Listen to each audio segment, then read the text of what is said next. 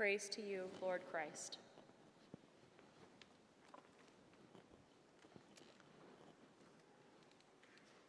Well, this is quite the gospel for our times.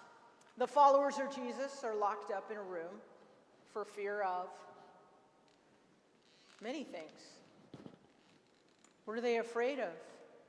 What are you afraid of? How would you fill out the blank? Well, I have to admit that the original John Gospel says for fear of the Jews. And I blatantly just changed it. And now it's on video, so I'm going to have to answer for that. But really, it isn't the Jews. That's sort of an archaic hurt from a sibling to a sibling that John wrote it that way. It's more a fear of the authorities, the Roman authorities, egged on by religious authorities. We see this egging on, this prodding today as well in our world, not just from 2,000 years ago. We've seen protests in various states over the last couple of days of people standing up and telling government officials to open up the state, to bring things back to normal. Their claim is to not let the economy be destroyed. Yet, I really think in the same way as Jesus and Thomas are struggling with what is happening in this gospel, we are struggling with what is the old way of being and what is life in that. And not being able to see something new because it's just so difficult right now. Jesus' telling of his life and times has always been about defying expectations. And we've seen him show up again and again in these resurrection stories. And today we hear the story of him showing up to allow a grieving Thomas to hear about Christ alive in the world, a resurrected Jesus who's come back to change absolutely everything. And you may notice that I called him grieving Thomas, not doubting Thomas. I think that my friend Kevin has it right. He may have named a doubt, a lack of conviction, but it's really out of his grief that this comes. And we know something about that as well today. Jesus shows up defying expectations and turning everything upside down as he always does. And grieving Thomas was not with those men and women on those first resurrection experiences. And he was not sitting with his friends, doing what grieving people do, telling stories of the old days, talking about their sadness, about how things have changed, about how things are not going to ever get back to normal. And Thomas missed it all. He was not in a place to receive the peace that Jesus brought. He was not there to be able to hear and feel the breath that Jesus blows on his followers, that place of the Holy Spirit coming down upon them. Thomas was in a really stuck place, and he needed to catch up. He needed Jesus to help him see another way forward. And I don't think when I'm just talking for myself when I say this, I feel stuck. I don't know where any of this is going. I will tell you that I leave my house maybe 2-3 times a day, mostly to walk the dog. Okay, once a day my wife walks her, the other 2 times. And Rosie's a bit of a princess. She doesn't like other people or other dogs, so she wants nothing to do with anyone walking up the street to us. So with great glee do I cross the street over with her, avoiding everyone. I don't want to get too close to anyone. I come to this church once a week, and I do my best to avoid Jeff and Marika and Charlie and David. I find that the more I stay away from people, the more I want to stay away from people. My anxiety about being around people right now is growing. Leaving my house makes me anxious. And it feels like it's getting more and more all the time.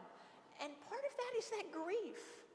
You know, I think Thomas's grief and his anxiety about wanting to touch Jesus had more to do with grief and anxiety than it did with doubt.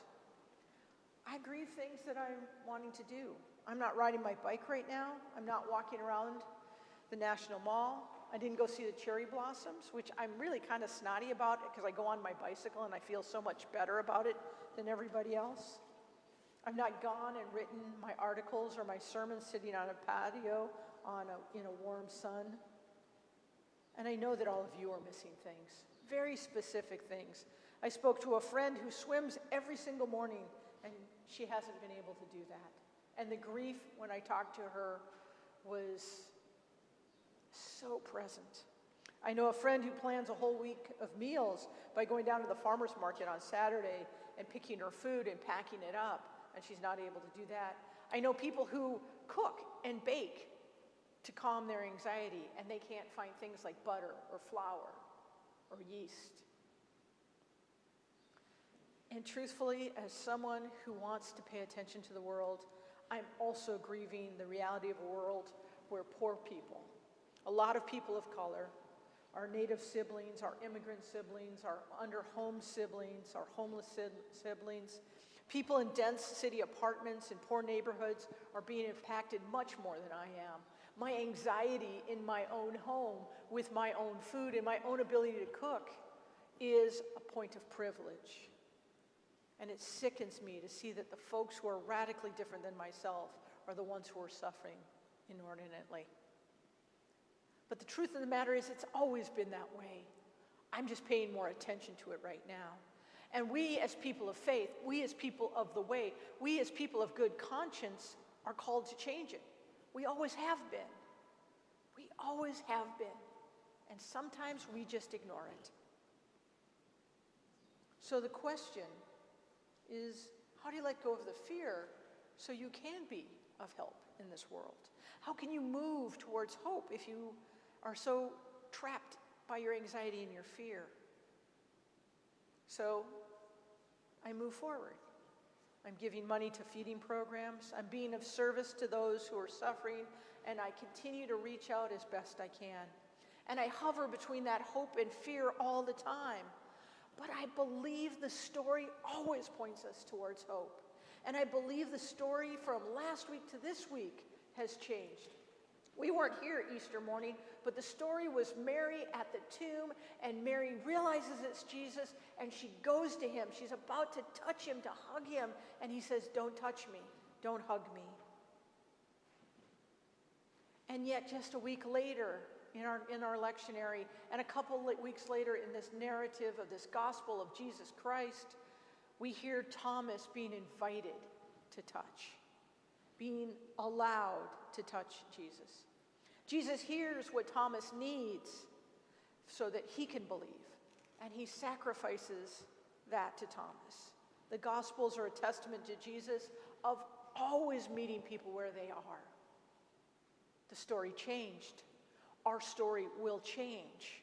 That is what happens. Jesus always allows for something new and invites us as followers to invite something new too. And I'm looking for new things. And I'm seeing some new things for myself, and I'm looking for it for St. Mark's. My wife and I are having virtual dinners with our goddaughters. I've seen more of my goddaughters in Minnesota than I've seen in the 5 years we've lived here. I'm talking to people on the phone. I am writing letters. I actually have a box of cards, the stationery from St. Mark's. I'm working my way through it. I'm also supporting the U.S. Post Office, but that's beside the point, or maybe it is the point. For people, for myself, I'm finding new ways forward. And for St. Mark's, I and the staff are seeking new ways forward. We are looking for ways to engage people in our community, of helping our community join anew, a different way. We are having people show up for these broadcasts who have never come to St. Mark's. We have old friends from all over the country stepping in, and that's a great gift for us, and hopefully for them as well. But we have people who would never dream of getting up on a Sunday morning and putting clothes on, trying to figure out what are the right clothes, what does one wear to church, what's the right outfit? Is jeans okay? Is a suit and tie? Do I have an Easter bonnet? They worry about those things to the point where they don't come. They would never walk through the doors of our church, and yet they're trying to engage us through this medium. And we must continue to figure out ways to engage them as well. We must come again and again to our core message of St. Mark's, which is and always will be bringing more light, more love, and more God into the world, accepting people wherever they are on the faith spectrum. That's the work that we've been called to do. That is our core belief, and we need to figure out ways to engage them. Not just so they can passively watch this from their sofa, but that they can engage in what they believe in the world. what they see the story is becoming, how they're going to change because of it.